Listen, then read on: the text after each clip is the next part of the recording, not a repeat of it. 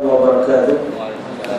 الحمد لله رب العالمين وبه نستعين على أمور الدنيا والدين، والصلاة والسلام على رسول الأمين سيدنا ومولانا محمد وعلى آله وأصحابه أجمعين.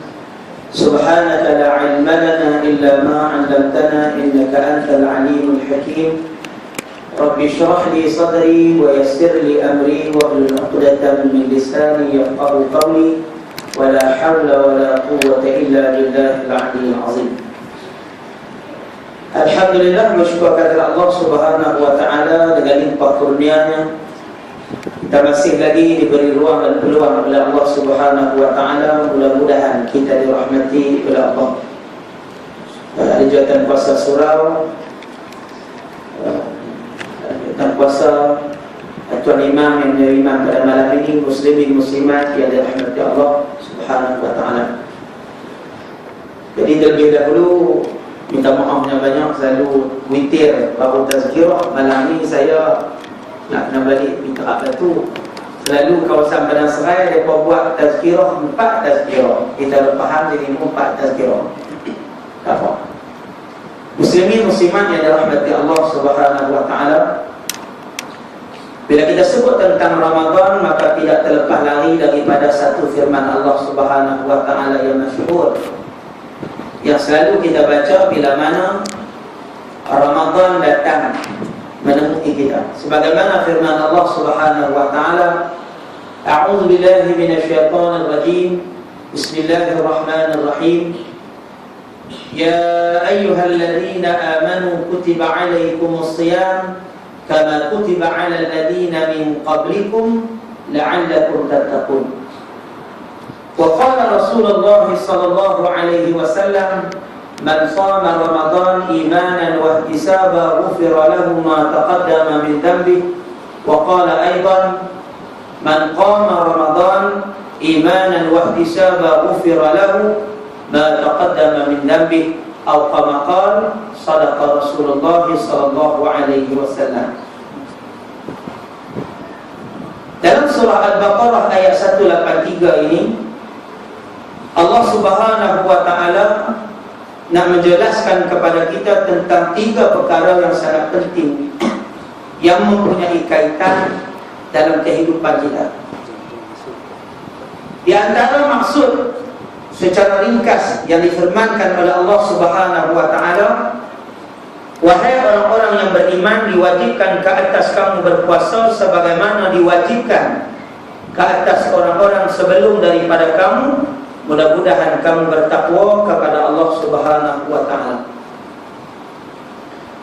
Dalam ayat ini Allah Subhanahu wa taala menggunakan nida, yakni lafaz seruan. Allah Subhanahu wa taala memfokuskan kepada orang-orang yang beriman. Maka di kalangan orang beriman itulah yang layak untuk memikul tanggungjawab untuk melaksanakan sesuatu syariat yang disyariatkan oleh Allah Subhanahu wa ta'ala, seumpama berpuasa di bulan Ramadan. Puasa di bulan Ramadan ini sebagaimana yang Allah Subhanahu wa ta'ala nyatakan dalam ayat itu, puasa Ramadan merupakan kemuncak kepada ibadah puasa. Sebelum pada ini pun kita puasa yang dikategori sebagai puasa-puasa sunat, puasa-puasa qada, puasa-puasa nazar, puasa Isnin, puasa Khamis, puasa hari-hari cerah, dan puasa-puasa sunat yang lain yang dilaksanakan oleh seseorang manusia untuk mendekatkan diri kepada Allah Subhanahu wa taala. Bila mana kita bertemu dengan Ramadan, Ramadan merupakan puasa kemuncak daripada ibadah-ibadah puasa yang lain. Kalau kita nak bandingkan, kita nak nisbahkan, kalau kita memanjat daki bukit, maka kita sedang berada di puncak yang mana kita akan meletakkan bendera kemenangan daripada apa yang Allah Subhanahu wa taala syariatkan dan mampu dilaksanakan oleh hamba Allah Subhanahu wa taala. Muslimin muslimat yang dirahmati Allah, bila sebut tentang iman, tuan-tuan dan puan fahamlah. Bila sebut tentang iman, kita nak meyakini sesuatu perkara yang kita tidak dapat melihat dengan mata kepala. melihat dengan mata hati, yang itu lain. Makna kita nak meyakini sesuatu yang tidak dapat dilihat oleh mata kepala, seperti syurga. Kita dengar syurga, keindahannya, keseronokannya, nikmatnya, sebagaimana yang diceritakan oleh Rasulullah, kita percaya. Bila kita percaya apa yang disampaikan oleh Rasulullah, maka di situ menunjukkan kita mempunyai iman. Dan iman nak meyakini sesuatu perkara yang tidak boleh dilihat, seperti pahala atau dosa.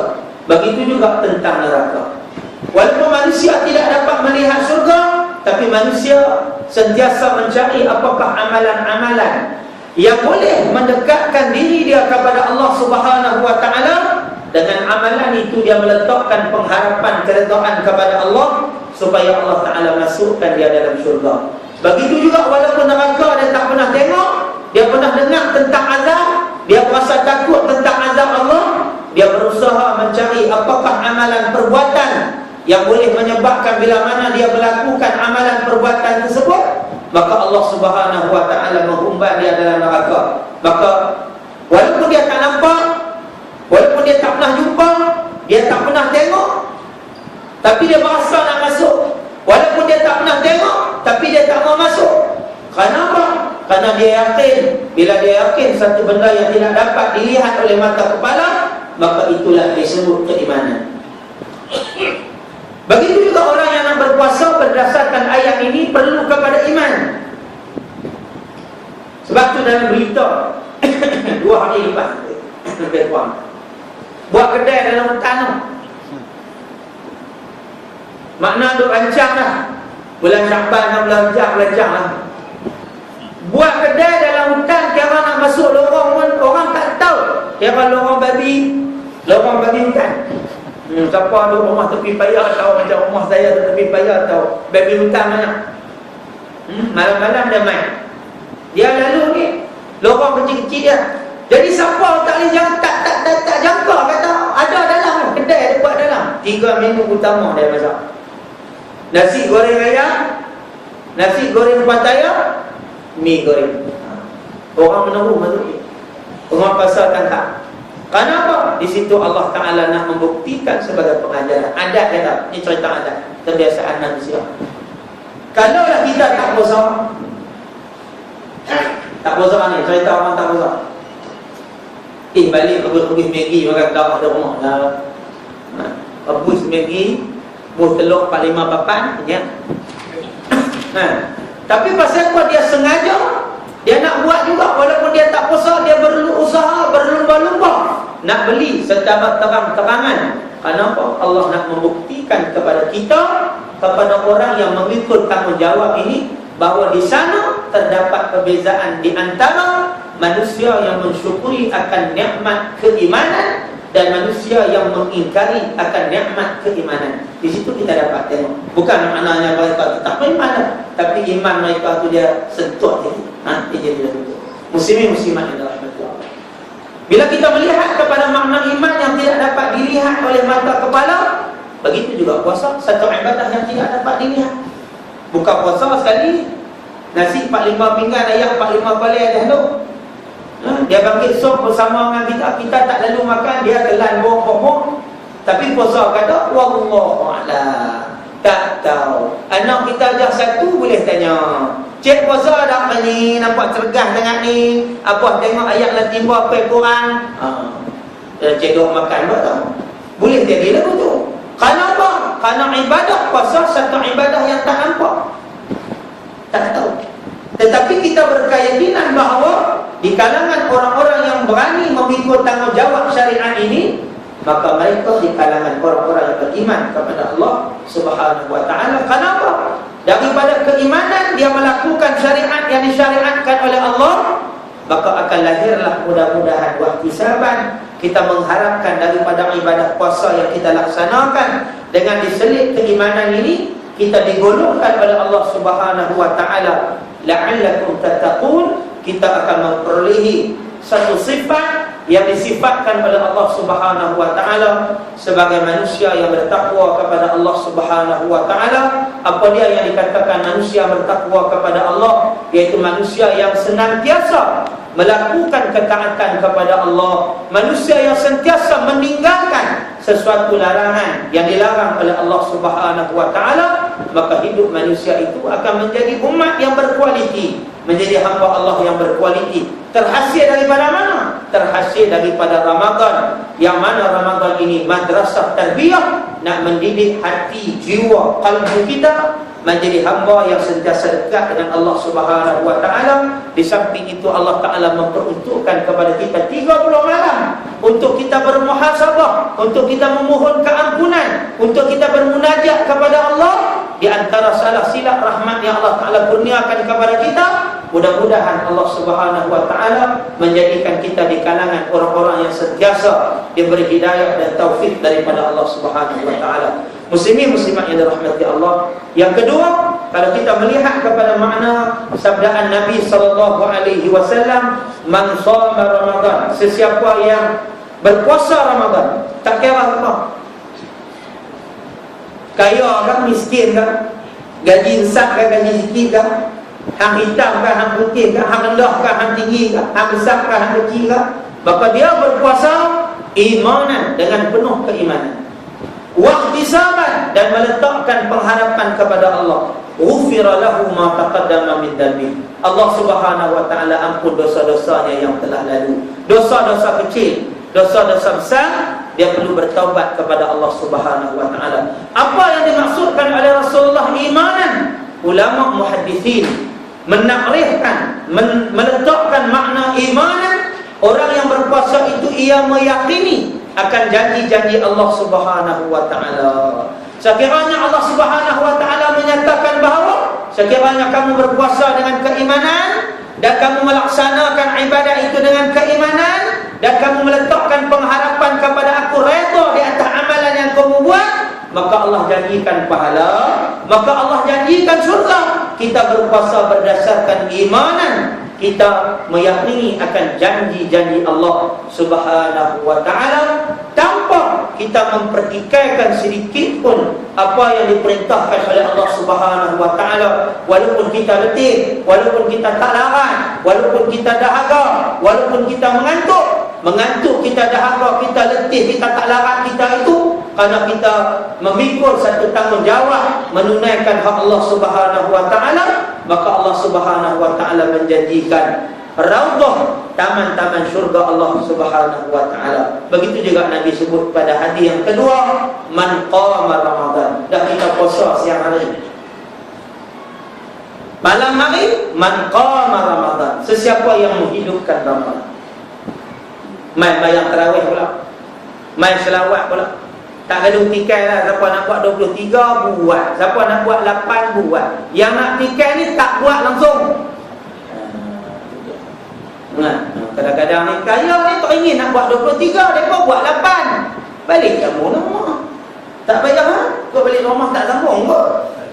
Dia tu sambung kedai kopi rata boleh. Sembang kok sampai pukul 1 pukul 2 pagi, tetap balik-balik tu gerak sok ni. Boleh pula. Kalau siapa nak buat 8 pun, dia buat sampai sebelah. Kalau dia buat 20, buat sampai 23. Kalau dia rasa nak tambah lagi, dia buat. Kok dia rasa 23 tak buat cukup, nak buat 43, balik sambung rumah ustaz dia. Jadi maknanya di situ kenapa? Karena Allah Subhanahu wa taala menjanjikan orang-orang yang menghidupkan malam-malam Ramadan itu imanan, dia meyakini akan janji Allah Subhanahu wa taala. Sekurang-kurangnya kita kata, selebih-lebihnya kita kata, dalam bulan Ramadan ini ada mukjizat, keistimewaan yang Allah Subhanahu wa taala letakkan dalam kelebihan Ramadan. Di antara contoh kalau kita tengok, sebelum Ramadan dengan bulan Ramadan, sebelum Ramadan kita pun kalut juga, sibuk juga. Kadang balik kerja penam setengah, balik kerja tu setengah, letih ngangkat ada kampung. Makan apa tu juga, minum apa tu juga. Tapi kalau nak ikut bulan puasa, letih ni. Letih tu nak buka puasa. Anak-anak pula ramai, biji mata berhitam. Kita nak buka puasa, dia nak buka puasa. Kita nak minum air, dia nak makan nasi, perut pinggan pecah. Letih. Nak letih kali ada boleh tirai tu kan. Dalam keadaan kita kalut, Dalam keadaan kita sibuk, kadang-kadang sampai pinggan pun tak ada masuk. Nak main mayang ni tak alam tinggi tu, kau rumah flat tu, susun tak ada masuk, balik lagi cerita lain. Kenapa? Dalam keadaan kita sibuk berbuka puasa, haji boleh kita nak mayang berjamaah Isya di masjid di surau. Lalu betul haji boleh tak mau terlepas lah, insya-Allah haji boleh. Lepas tu mayang tarawih pula. Mayang tarawih pula tak stop lah tu, berderet lah. Kalau kena 20 tu berderet. Dalam kali tinggal jadi imam, empat dia pula, nak buat 4 G4 ada G8 tak apa lah tu. Jadi maknanya dalam keadaan kita kalut, kita sibuk itu, kita sempat lagi untuk memikul tanggungjawab. Apa dia? Qama, menghidupkan malam-malam Ramadan. Tapi kadang-kadang bulan lain tak boleh. Tak boleh buat. Dia tengok apa dia buat. Oh, tak sama. Kawan, tengok. Letih. Tapi bulan Ramadan boleh. Kenapa? Mumayyizat. Ya Allah letakkan kelebihan dan keistimewaan. Di situ ada. Walaupun di bulan Ramadan, jemaah surau, jemaah masjid 15 orang ya. Tak kurang, tak tambah. Kurang lagi ada. Ni pergi mana ni? Tak dan balik, nuri digital. Tapi sekurang-kurangnya apabila Ramadan itu lalu meninggalkan kita, kalau ikut tu, jemaah dia mau tambah. Daripada 15, dia jadi 30. Jangan dia hak 15, jadi 10. Itu berat. Kenapa? Ramadan memberi kesan yang cukup istimewa kepada umat. Kenapa? Karena kita perlu berdoa kepada Allah supaya Allah Subhanahu wa taala beristiqamahkan kehidupan kita. Muslimin muslimat yang dirahmati Allah. Yang tu mukadimah ni baru nak mula. Nah, sekali kita mati. Pukul 10 kita pun bayar juga kan. Baik. Kita tengok ragam manusia berpuasa. Apa kita pati tu? Kadang-kadang kita tengok masyarakat kita ni, tak kira puasa berapa puluh tahun, umur 40 tahun, 40 umur dia puasa, dia macam juga. Bila mai bulan puasa, seolah-olah menjadi satu budaya, satu adat. Buka puasa mesti kena beli. Mereka pun dah abang dah bulan Syakban, duk nyanyi dah kat depok. Bulan depan mak tak masak, duk nyanyi kan? Nyanyi nak abang kat kita lah tu kan? Nak abang apa tak apa nak mati, dia duk nyanyi bulan depan mak tak masak dah. Nak pun tanya pasal apa mak tak masak pula mak tak masak. Pasal apa mak tak masak? Mak tak masak dah. Ingat mak nak mati ke? Bapa dia nak puasa. Seolah-olah jadi satu budaya. Bila mai Ramadan kena beli. Bayar.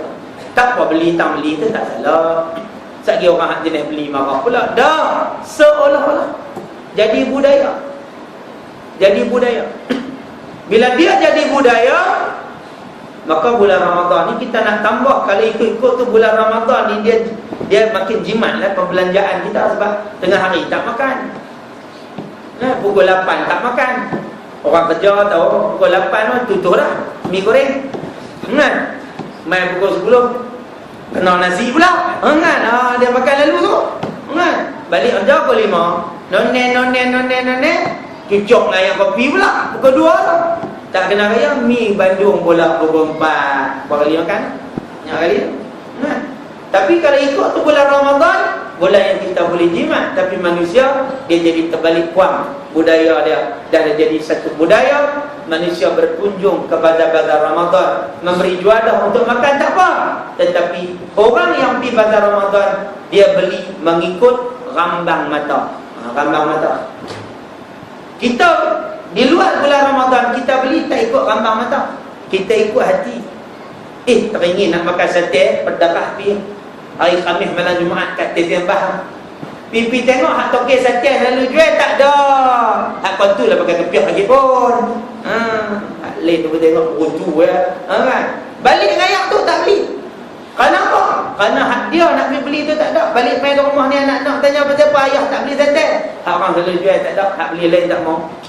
Tapi saya tak puan nak kenal, tak apa. Bulan Ramadan tu dia tengok berkenan, dia sangkut. Dia sangkut. Dia tengok rang kan, dia sangkut. Wah, dia sangkut. Kan? Dia tengok kena, rang 3. Duit pakai tak di mulut ni. Ambil. Tangan tak jadi lah. Kan? Kenapa? Dia ikut rambang mata. Bila ikut rambang mata, ini yang dikatakan hawahu, kecenderungan. Lima jitu bihi. Nabi kata, la yu'minu ahadukum hatta an takuna hawahu lima jitu bihi. Tidak beriman seseorang kamu sehingga hawahu, kecenderungan dan keinginan itu, lima jitu bihi, kita mengikut apa yang dibawa oleh Rasulullah sallallahu alaihi wasallam. Jadi maknanya itu hal peribadi manusia, tapi dia jadi satu budaya. Sebab tu Ramadan ni kalau kita tengok, kalau jual tape pun laku. Tu buh tempat cucuk banyak-banyak kan. Cucuk banyak. Macam-macam cucuk. Hak tak pernah ada bulan Ramadan, sebelum tu tak ada bulan Ramadan ada. Badak merendam. Payah nak jumpa. Ni cucuk apa ni? Badak merendam. Dia buat bulat-bulat warna putih, dia buat santan merendam. Badak merendam. Sebiji, pak kubat. Badak merendam. Inti, nyo. Pokok habuk-habuk cuma tak habuk. Dia duduk dalam tu, badak merendam. Dalam banyak-banyak cucuk tu, goreng tape pitak di tengah. Gambar-gambar orang beli ya? Beli potret dia. Dia tengok pelik, dia beli rambang mata. Ni cucuk apa ni? Tak pernah tengok, marin tak ada. Depa bawa hantar tadi. Orang jual pun bukan tahu apa. Tak tahu apa dia jual ya. Ni kira lagu mana ni? 3 RM1 tapi dapat cik mai kat pukul 7 dia bagi RM4 lah. Beli, dia beli bukan 4, 8. Tengok kenal, tengok lain. Lain, bersinak lain. Ada kuah pula dia bagi. 8 ketik 4 rukui kuah. Balik makan-makan pahit. Saya kuah pahit. Koko crunch. Asal pemilu tak milu. Tu esok pergi tanya pula. Dia tanya cucuk apa hak dia kemarin rasa pahit. Kuih baru makcik, itu dia rasa pahit tu. Nah abang kata, kalau kau ikut kecenderungan hawahu, rambang mata, dia jadi lagu tu. Nah abang kata manusia Ramadan dia tak kira apa. Dia hawahu, kecenderungan tanpa berdasarkan kepada kehendak hati dan sadar baik. Muslimin muslimat yang dirahmati Allah Subhanahu wa taala. Di antara manusia yang menyambut kedatangan Ramadan, ada manusia yang tunggu bila Ramadan nak main. Tak sabar-sabar nak puasa, tak sabar-sabar nak ibadat, tak sabar-sabar nak baca Quran. Padahal bulan lain pun boleh. Tapi kenapa? Kerana Ramadan Allah Subhanahu wa taala melipat kali gandakan pahala dan Allah menyediakan berbagai-bagai kelebihan. Orang ni bagus. Dan kedua, ada manusia yang menyambut kedatangan Ramadan, dia puasa Ramadan kenapa? Nak raya. Puasa pila kat tu tak larat pun. Kalau tak puasa tak boleh raya. Dia nak raya. Sebab tu yang main malam 16-17 orang kuih kurang. Dia tak main lah. Tak main awal tapi 15 hari tu pun kira okey lah tu. Dia tak boleh berhabis. Dia tak boleh berhabis. Pasal apa? Jadi budaya juga. Jadi budaya. Malam mula. Kenapa khemah? Khemah Arabika hak mahnoi. Hak ada besian atas. Sebab apa? Sebab manusia berpusu-pusu. Kenapa? Allah Subhanahu wa taala menyediakan malam kemasyhuran, festival ibadah. Tapi bila mana berakhirnya separuh daripada Ramadan, maka manusia makin kurang. Kita takut manusia beribadah dalam bulan Ramadan ini. Dia ibadah kerana ikut-ikut. Kenapa? Dia jadi satu budaya. Kenapa? Dia satu adat. Tetapi ia tidak mengambil pengajaran dan pengiktibaran yang Allah Subhanahu wa taala mengkhususkan dalam bulan Ramadan. Yang ketiga, manusia yang menyambut kedatangan Ramadan, duk nanti Ramadan. Sama macam nombor 1 orang. Tunggu, seronok bila nak main Ramadan. Main Ramadan. Tujuan apa dia pun tunggu? Nak puasa bila? Sebab nak niaga. Niaga bagus. Tapi nak niaga. Niaga tak apa. Bagus. Tapi niaga sampai tak mayang sah. Niaga sampai tak mayang maghrib. Niaga sampai tak mayang isyak. Niaga kalau kecil bagus. Kenapa? Puasa, tapi dia meninggalkan satu kefarduan yang besar. Di luar papan kenyataan tu pun Ustaz Zaharuddin Abdul Rahman sebut, di antara kesilapan orang yang berpuasa, tak mayang. Mayang tak? Puasa, orang muka puasa 7.39, dia 7.45, pergi lewat sikit. Nak ambil pahala lebih. Padahal dia ingat tak apa. Ambil pahala lebih. Haji boleh pukul 8 baru buka puasa. Nak ambil pahala lebih. Padahal mayang dah. Dia mengambil kesempatan daripada keuntungan dunia itu. Dia mengabai, dia menggadai maruah agamanya, sehingga menyebabkan dia mengabaikan Ramadan berlalu begitu saja. Sebab tu ada ulama menyatakan bahawa bila mana Ramadan ni main, kalau manusia tu tak ambil peluang daripada kelebihan Ramadan, payahlah nak dapat pada bulan-bulan yang lain. Payahlah nak dapat, nak mayang 28 rakaat ni. Bila nak mayang? Tak mayang lah. Tunggu Ramadan tu pula. Tak tahu dah, tak mayang jemaah dah. Tak tahu kot lepas raya yang buat 8 juga, mereka main dagang. Pada soal ni betul apa jadi dia betul. Kan? Syiah kan? Soal ni soal ajaran sesat kan? Kami nak sambung sebanyak tahun. Tak boleh. Allah mengkhususkan dalam keadaan itu.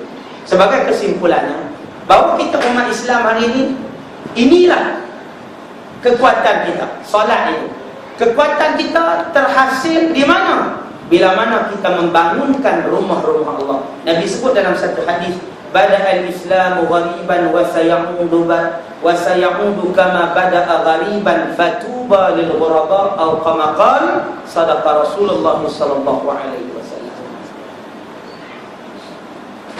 Bermulanya Islam itu asing, ghariban, asing. Setengah orang kata dagang. Ulama hadis kata dagang ni tak apa sesuai. Sekali orang faham Islam tu main melalui berdagang lah, naik kapal rempah lah. Ayat.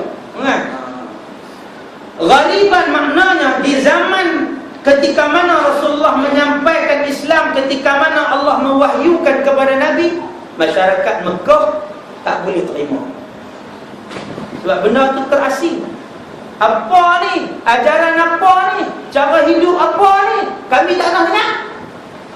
Tak pernah jumpa sebelum ni. Berpuluh-puluh tahun tok nenek kami hidup, tak pernah main. Tuan-tuan hamai nak ajak kami hal baru.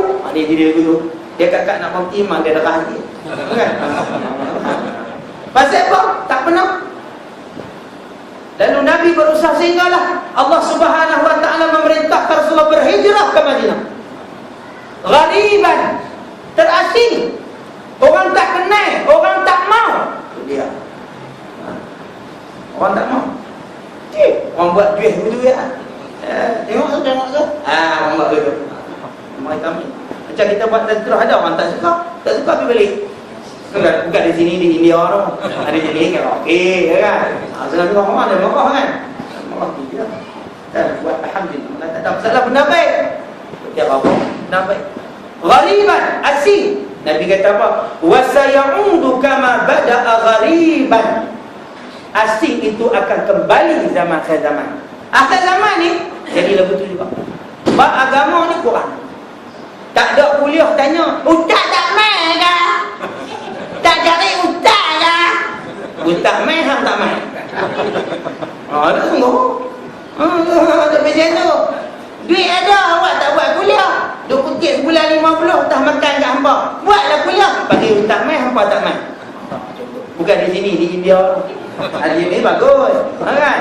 Contoh dia tu. Kenapa? Terasing. Orang pandang agama ni sebelah mata. Sebelah mata. Kau tu kan nampak, kau ni lah. Nah, pekuk kau ni, kau tu tak nampak. Kau ni nampak. Pekuk dua-dua. Tak nampak apa. Ghariban. Tapi Nabi memberi jaminan. Fatuba lil ghuraba. Maka beruntunglah ghariban, orang-orang yang terasing. Siapa dia? Orang beriman, orang yang mau kepada agama. Sikit tak apa Nabi kata. Tapi mereka itu di kalangan manusia yang mempunyai kualiti iman, yang mempunyai kualiti ketakwaan. Nabi tak mau macam buih di lautan, tengok takut buih banjir. Tu dia punya banyak. Dia kata boyak apa ada bawah tu, tengok buih. Habis hayat Allah lah. illah. Bukan lagu tu. Sikit tak apa, tapi berkualiti. Mereka inilah golongan-golongan, generasi-generasi yang nak membangunkan agama Allah Subhanahu wa taala. Muslimin muslimat yang dirahmati Allah. Seminit doa lagi. Nak mati dah. Dia macam tilawah Quran ada nak turun. Kan? Ada nasrullah ma'adhin. Kan? Jadi maknanya peranan kita penting. Dia zaman lah tak boleh cakap pandai. Zaman lah kena bertindak. Cakap pandai nak nunggu nak hak ni tak kena pang sedah. Kena. Kan? Dia tak boleh. Dia kena bertindak. Bertindak bagaimana? Bertindak kerana kita nak membangunkan agama. Kadang-kadang orang salah faham bila sebut agama ni. Salah faham. Salah kepahaman tentang agama. Dia mana satu isu agama ni lagu ni. Lah ni kalau kita melihat Islam ini, dunia-dunia luar ataupun pengaruh-pengaruh luar ni bukan sebagai satu cabaran, tetapi ancaman. Ancaman. Berapa ramai di luar sana tak puasa. Tadi saya duduk di masjid. Hari Ahad ni kami nak buat buka puasa. Budak-budak muda lah pakat-pakat beg buka puasa. Kan? Batal lah satu tazkirah di Kulim tu. Marah pula buat tu. Kan? Tak upaya lah dah kita dah buat tu. Saya kata pakat-pakat kena main buka puasa. Budak muda ni jawab apa? Saya nak main. Pak Cik Man saya tak puasa. Dia jawab tu dia tak puasa. Tu. Saya nak main atau saya tak puasa. Cik Man tak puasa Muhammad. Esok anak nikah korang tak bagi. Mengaku lala tak puasa. Tu hak mengaku, hak tak mengaku. Ini dia ancaman kepada umat Islam. Bila nak raya penuh masjid. Hak main masjid tu hak tak puasa pun. Kan? Ikut tu ada tak puasa pun pergi duduk buat khemah. Hak tak puasa. Kita tahu dah. Kan? Tapi ikut nak buat begitu kan. Jadi maknanya inilah kesediaan. Sebab tu dalam kehidupan kita ni cabaran lah. Kita buat satu benda yang kita buat kuliah, kita buat program agama, satu cabaran sebenarnya. Sebab tu pepatah menyatakan bahawa bila mana Allah mendatangkan ujian kepada kita, sebenarnya ujian itu mendekatkan kita dengan akhirat. Jadi kita nak tegur orang ni bukan satu benda yang mudah. Jadi saya tutup dengan satu cerita ni, cerita jenaka lah, bukan ada apa pun. Tak ada dalam sirah Nabi pun kan. Hidup balik saya kitab pula tak ada pun. Kan? Cerita Pak Mentua dengan menantu. Pak Mentua ni kerja rajin, mayang malas.